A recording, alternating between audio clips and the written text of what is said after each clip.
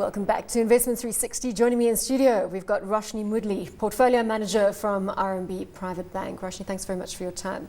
Now, you enter the discussion point just after we've been talking about the resource stocks. Craig Pfeiffer there saying the likes of BHP, Sasol, Exxaro, Anglo American, all very attractive at current levels. And I look at the RMB Private Bank Equity Fund and I see some of your top holdings are squarely in that space. And perhaps let's just start with your top holding being BHP Billiton and why so much behind BHP. I think maybe if we just take it a step back and look at our overall resources exposure, whilst these shares do feature in the top 10 holdings, we have been maintaining an underweight position in resources. So Billiton, for example, given the underperformance that we've seen in these commodity shares, certainly year to date, we have started to add to these positions. So Billiton, the top holding in the portfolio, together with other resource shares, Sasol that you see in the top 10, Anglo-American, we even hold some Exxaro. And I think if you look at that collection of shares, there is quite a strong energy theme that comes through, and that also bodes very well for Sasol. And I heard the discussion earlier. That you've got to get international investors to love Sasol, so we see a re-rating. I think so. I mean, I think go on the roadshow. Exactly. Let's get management to go on a roadshow. I think, I think what also interests us in Sasol is that if you look maybe a little bit more longer term, so not in the next three years, but on a 5-year view, and the company's strategic direction in terms of gas, we think that is quite a strategic change in their direction, and that if you look at going forward, how projections for gas production and consumption is expected to increase, we think that over a longer term, Sasol will actually prove to be very beneficial in this space. To this point, and I've had this discussion extensively on the desk, do you think that management, now I know we've got a new management team in place, but management, where Sasol has been concerned for some time, have disappointed the market? Promises have been made and perhaps not entirely fulfilled. Do you expect it to be different under the new CEO? Yeah, I mean, I think you're certainly right, and I think another overhang on this share has been the disappointment, certainly around the gas expansion in North America. So, I do think that given the background of the current management team, there certainly looks as if there's going to be more focus, and we would look for them to deliver around these production issues in North America. Do you think that Constable and his team can deliver? Yeah, look, I mean, the whole thing, call it 5-6 years ago, it was just, every time you mentioned Sasol, you heard the word, they're inefficient allocators of capital. Now, that's investment speak for bad investment decisions. And yet the decisions they made 5 or 6 years ago are paying off handsomely now. So I'm not even sure whether that criticism was justified of the previous management. It was just short-termism with the market. People just, quite frankly, investors and analysts and the industry, quite frankly, just got it wrong. But I mean, Sasol now, you're looking at, I mean, I don't know what the number is, no one knows what the number is, but you're probably looking at the Rand oil price maybe even 15% lower than where it is now. That's what's in the current Sasol share price. So, it does look cheap. But just to ask Roshni, had a look at your top 10 here, no nice pairs. Yes, that's not in our top 10 holdings. It's certainly one that hasn't worked in our favor, certainly year to date. If you remember last year, there was quite a few issues on the costs that came through that surprised on the upside. I think that certainly has put investors off, and we've been cautious around that. But if you look at it year to date, I think some of the 10-cent numbers that came through, as well as the mail RU numbers, have certainly worked in that favor.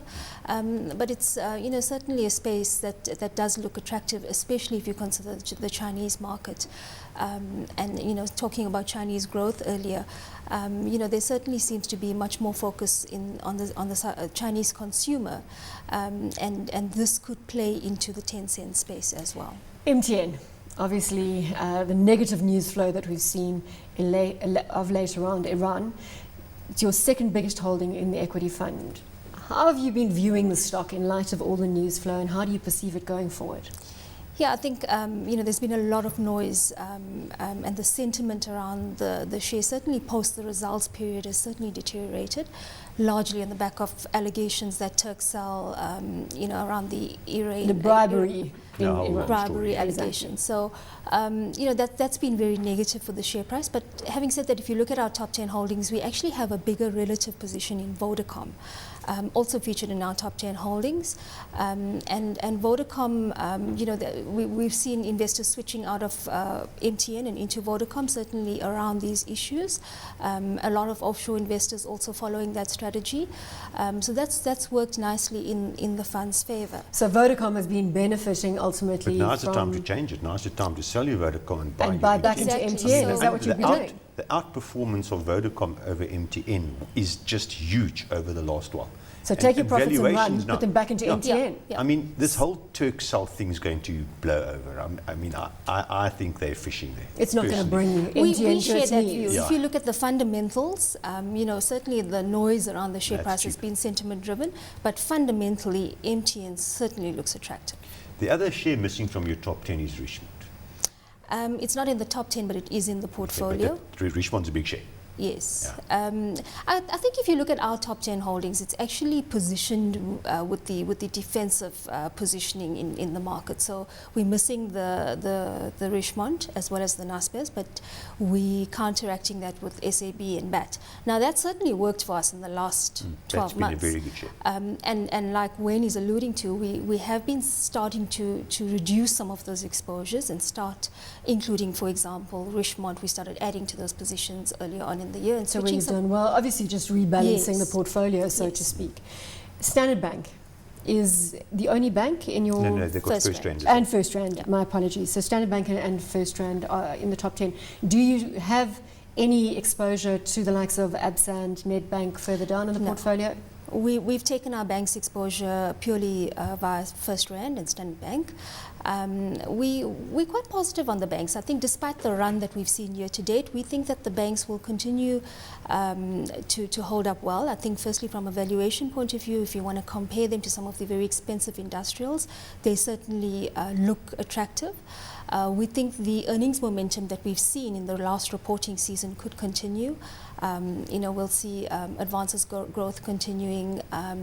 We hope that the costs, and a large part of the costs are labour costs, but we do hope that the banks can maintain the costs. So if we get cost growth in the banks between 6 to 8%, and we see revenue growth in addition over and above that, then you know you could see some quite nice positive operational gearing coming through on the banks. In addition, we think that the balance sheet side of the banks is very attractive. You know, very strong balance sheet, and all the banks have come through and shown very strong core tier 1 capital adequacy ratios. So this we think bodes very well for dividend flow, and we've already seen the likes of ABSA come through and cut dividends, dividend cover. So we think this will be very positive for the cash flow coming out of the banks. Wayne, just very quickly, how does that tie in with your thinking on the banks? You like we've First been, Rand, we've Standard been Bank? very positive on the banks forever, it seems, and at long last it's paid off. But you know, they're not cheap anymore. I mean, they've got a lot of good things going for them, as Roshni said.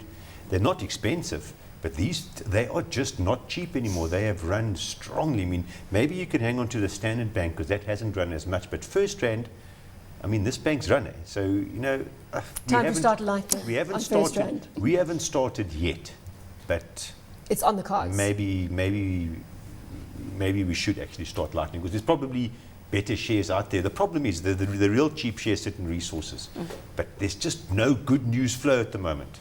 Well, let's hope that changes. But just go with valuation. In the near term. Thanks very much for your time. Roshni, appreciate your time. Roshni Moodley, Portfolio Manager from RMB, and as always, a big thank you to my guest host, Wayne McCurry from Momentum Asset Management.